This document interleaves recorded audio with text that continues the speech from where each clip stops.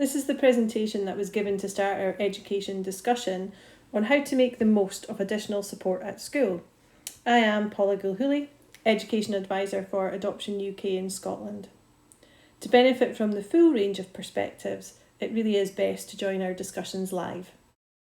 In this discussion, we'll have a look at the common problems that children have in school, what additional support means, how we go about initiating support, what kind of plans our children might have, what to do if the problems continue, and how to complain. Schools group children chronologically. There's usually a really wide range of ability in any one class, and ages can span almost 18 months. Curriculum for excellence and attainment tends to measure children by comparing peers at certain ages. And I understand why we do this, but as a support for learning teacher and an adoptive parent, it's also really frustrating. Neurodiverse brains work differently. They require additional supports, which we will talk about shortly, but they also can need more time. So a child who has immature social skills might not be interested in the playground games or the chat of the other people in their class. They might not fully appreciate the themes of the class topic. They might struggle with emotional regulation for longer than peers, either because of the neurodevelopmental condition or because of an over-alert threat response. And in any system that groups children by age, these kind of things can get lost, but they can also contribute to the problems that our children have. We also know from what you tell us that some teachers have little knowledge of the impact of trauma or FASD. We know that some are open to learning, but that others maybe not quite as open as we'd like them to be. We also know from our surveys that sometimes parents feel that their input at meetings isn't as highly valued as professionals around the table, which is hugely frustrating for all of our parents who have been on multiple courses and acquired an awful lot of knowledge along the way, often more knowledge in the parent than there might be in any one professional round the table. I think lots of people perhaps hear the word trauma, but it doesn't really go far enough in terms of what trauma does to the nervous system and the developing brain.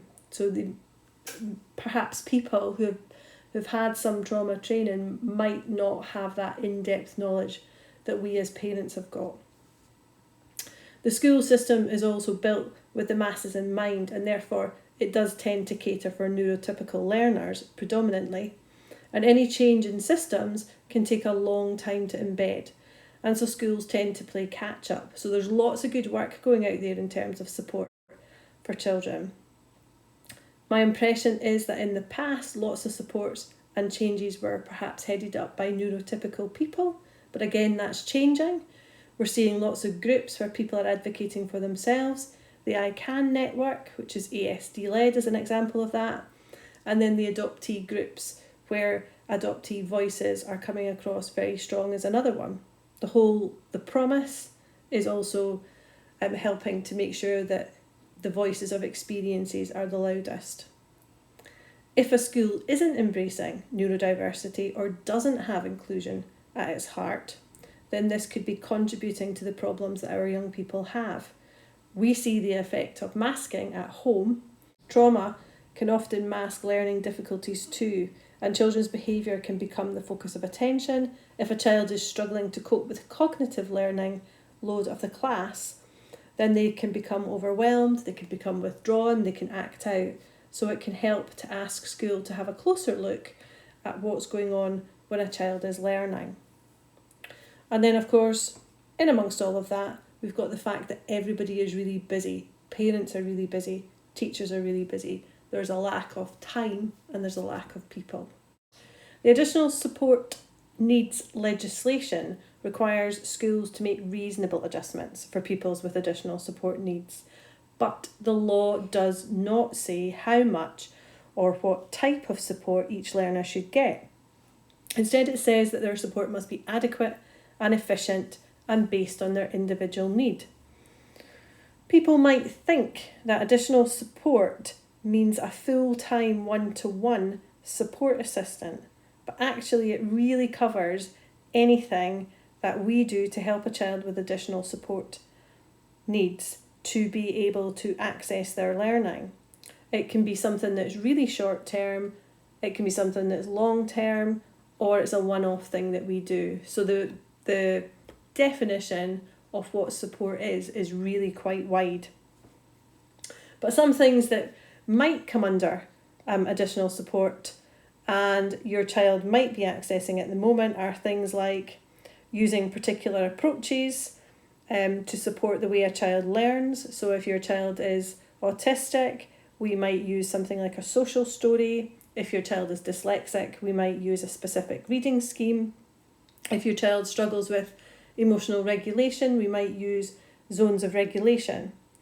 We might be mindful of the language that we use to accommodate children who are literal thinkers. We might offer more time if a child has a processing difficulty. We might pair a child up with a playground buddy to support them in the playground. Or we might offer paired individual or group work. So there's quite a bit of variety there. We might also look for support from colleagues. So we might have a conversation with the educational psychologist. Parents might have access to that too. We might look for speech and language therapists to come in and offer us a little bit of support. So they might come in and offer us advice to do things like break down the tasks or use some visuals. We might have a support for learning teacher or a pupil support assistant that works on an individual programme for a little bit of time. Or a support for learning teacher might go into a class and do some collaborative teaching with the class teacher. And we might connect with external people, which again I'll come back to later on, because that can be a really good way of bringing in support. And then finally, in terms of making sure that the child has the resources that they need, we might do things like give the child a tablet so that they can use technology to help them. We might have things like hearing aids or coloured overlays, headphones, ear defenders. We might give the child a particular pencil grip or a wobble board or a sloping board. And we might give the child access to a quieter room or a quieter playground. So really there's a whole range of different things that would come under the title of additional support. But the thing to bear in mind is that the child is being supported and that each child is different and might need a different approach. So one child who's dyslexic might have slightly different supports in place compared to somebody else. Some children, for example, quite like coming out and doing a one-to-one programme like toe by toe, whereas other children really absolutely hate that and would much rather have support in class. And also the context is important. So when we think about the term reasonable adjustments, we also need to think about what's reasonable in terms of the school. So we might be looking at things like the number of pupils, the type of needs, the building, and the location might also be factors in the support that can be offered. In my case, physical space is a huge resource issue for us when it comes to providing quieter spaces for pupils.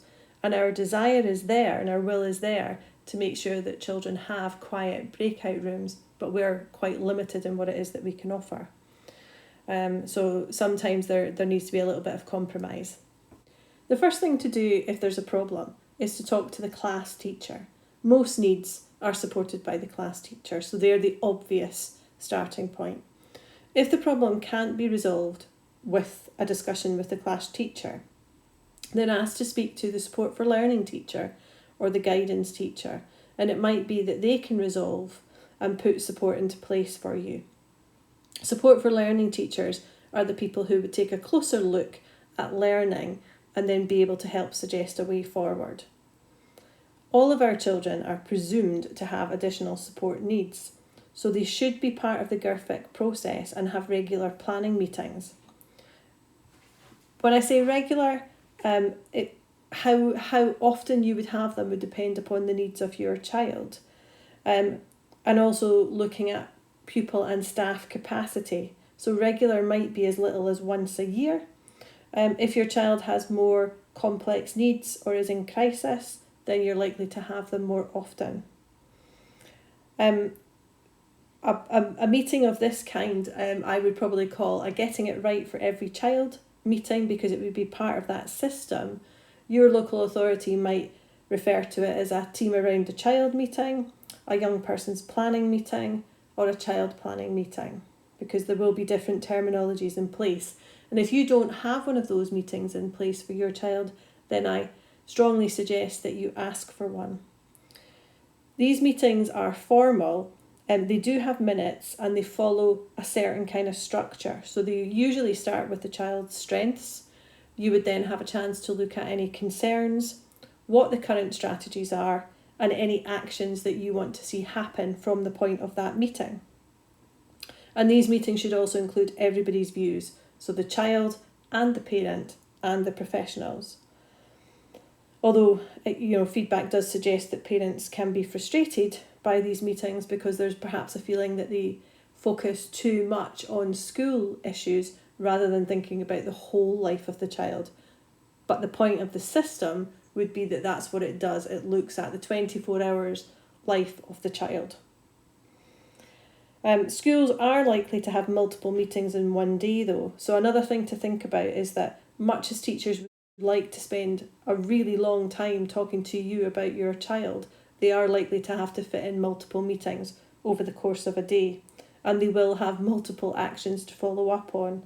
So it is important to have reasonable expectations in your head about what school and staff can follow up on. Understanding planning is a bit of a nightmare for parents, probably for everybody really. These are some of the common plans that might be in place. So a personal learning plan is a plan that every child in Scotland has that will track their progress through Curriculum for Excellence. So it will track what level a child is on. It will track the learning outcomes and experiences that a child is working through.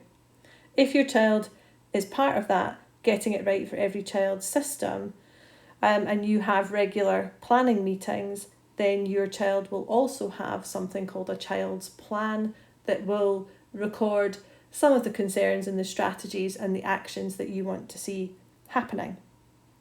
A child might have something called an additional support plan, which might record some of the adjustments that go around your child's learning in order for your child to be able to access the learning of the class.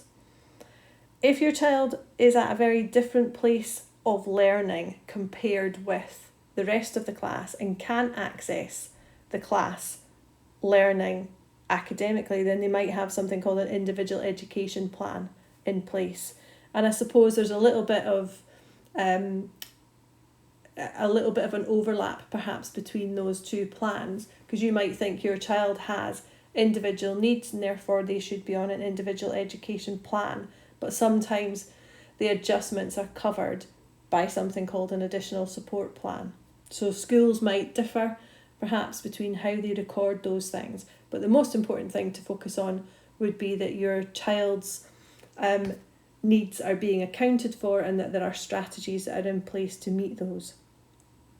And then if your child has multi-agency involvement, so involvement from multiple agencies like social work or someone from, an agency to do with health, then you might have a coordinated support plan in place, and the coordinated support plan would provide some sort of legal status to the support that you are entitled to. So there are various different levels.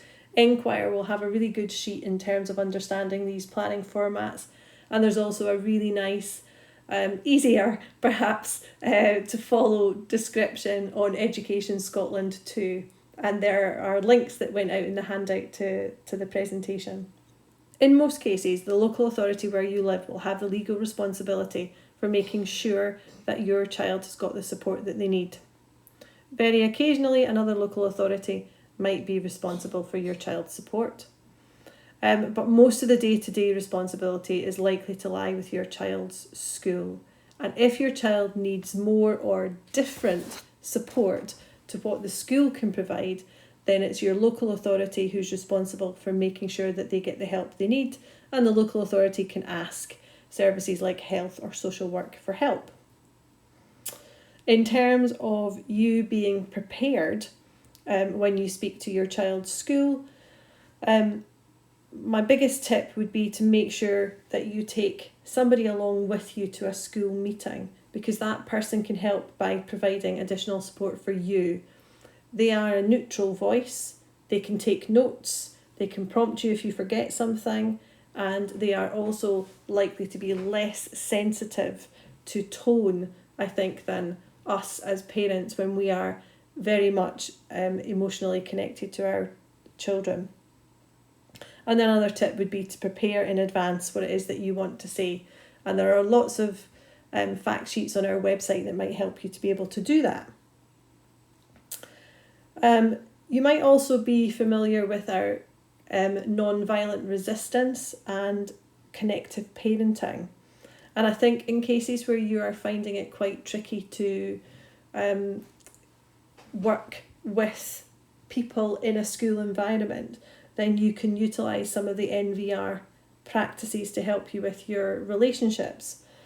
And in his book, Courageous Parents, Haim Omar had a chapter on schools, which was a really interesting chapter actually. His main message is that parents and teachers have to form a necessary alliance. It's a partnership. You're both in the same boat. In order for your child to really benefit from school and home have to work together. And he had 6 tips really, I suppose, to help you do that. And these are tips, I suppose, for parents more than they are for teachers. But there is nothing to stop teachers utilising these same messages as well. He suggests that there is an honest and respectful appeal for cooperation. That whenever there is a problem, that you try to avoid any sense of implied criticism and instead share a common interest. So using phrases like, if we act together, and no doubt you're trying to help my child and it's not easy. So something that brings parents and schools together. He also suggests respecting the teacher's needs, because a teacher would have to look out for all 30 children in a class. So you might throw in sentences like, it's important to help my child without hurting the whole class. Sorry, I've taken that directly from his book. But it is just, again, reasonable expectations, thinking about what a teacher can actually do whilst also monitoring and supporting the 30 other children that they have in their class.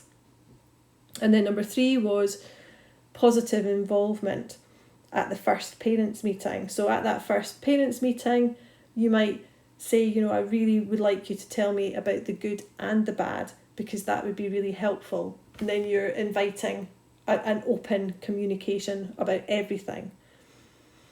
Honesty. Speak honestly about your child's problems. So I think, and this really struck a chord with me actually, that as a parent, protection can be our first point of call. So we might pepper some of the things that we say with, actually, all of this goes back to trauma and it's all to do with trauma roots. But I think maybe watching how we use our language so that the implication is not, it's not my child's fault, it's yours. Instead, we might talk about how we understand the difficulties that our child has and that we're all trying to help address these difficulties. So I think be open and honest about the difficulties that you are having at home too. And then perhaps teachers are more willing to share the issues that they are having, and you get that whole picture rather than some things being kept back. And again, address communication problems. So if there is a something that happens, there's a miscommunication that takes place somewhere in your relationship with school, seek to repair that relationship. And if you need to, then enlist the help of a head teacher or a mediation or an advocacy service to help you fix that, so that going forward you get back to that relationship where you get the good and the bad. Because in order to really benefit from the education system, you do need to have the whole picture.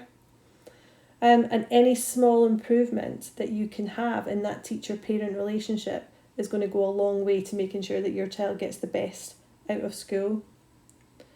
Again, in that same chapter, it was really interesting to me because he went on to talk about the difference between a protective and a supportive parent. And he was talking about how if a child has functional problems, then the aim is for us to be the supportive parent rather than the protective one, because what we want to do is to be able to build skills in our child, to be able to develop resilience and to develop skills that will enable them to be as independent as they can going forward. Whereas if we are simply a protective parent, then what we can do is we can I suppose remove responsibility from our child. We can sort of build a little wall around them, and we're not then focusing on developing the skills within our child. So that, gave me some food for thought. Accessing support out with school is a really good way of bringing in extra support into a school, particularly when schools might be short-staffed, or they're not quite able to run the programs that they want to. So there are fantastic community supports out there that might be able to offer music therapy, art therapy, counselling or mentoring. And in a lot of cases, it's looking around to see what exists in your local community, because it will vary from place to place. A really good place to start is on the Kinship Care and Advice Service website, because there is a lovely resource there where it lists by local authority different support groups that might exist. But I found that a really useful way as a teacher in school to bring in extra support packages for my kids. But you might also look at utilising the educational psychologist or speech and language or an occupational therapist. Those kind of services can also bring extra support into school to provide an additional layer of support for a child. And also, we might also look at something that, for example, Adoption UK through the TESA, or now it's called PATH, we might be able to look at supporting whole families through a community programme there, or we might look at post-adoption support, because I think it's really important when we look at our whole child. Sometimes the difficulties that a child might be having in school might stem from somewhere else, and the supports that we can offer whole families might also help within that school context too, if that makes sense. So we really do need to think about the whole child. If you think that you have a complaint about something in school, do make sure that you've talked to the class teacher first, that you've put your concerns in writing, and that you've then spoken to the head teacher. So you've given the school every opportunity to respond to the concerns that you have. If you're then at the point where you think that you are looking to raise a complaint with the local authority, then probably the best course of action would be to speak to somebody at Inquire, make sure that you know what your legal rights are, and then they would also be able to talk you through the process of a complaint. There's lots of information on the Inquire website. Also, local authorities usually have their policies and procedures on the website too, so you can check against these to see whether or not you do have grounds for complaint.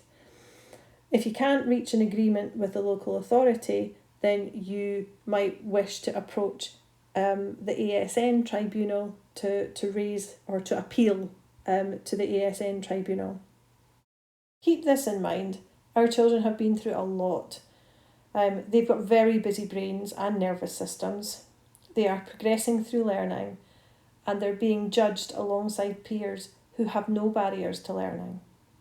Your child might benefit from some flexibility in timescales, and remember that education support is available up to the age of 26 for a reason. This was the point in our education discussion where we stopped and opened the floor for everybody to share their experiences, their supports, their perspective, and to support one another basically. If you would like more information, please contact us at scotland@adoptionuk.org.uk. And remember, if you have a particular education issue that you would like more support with, you can ask for someone to get back to you and arrange an education consultation.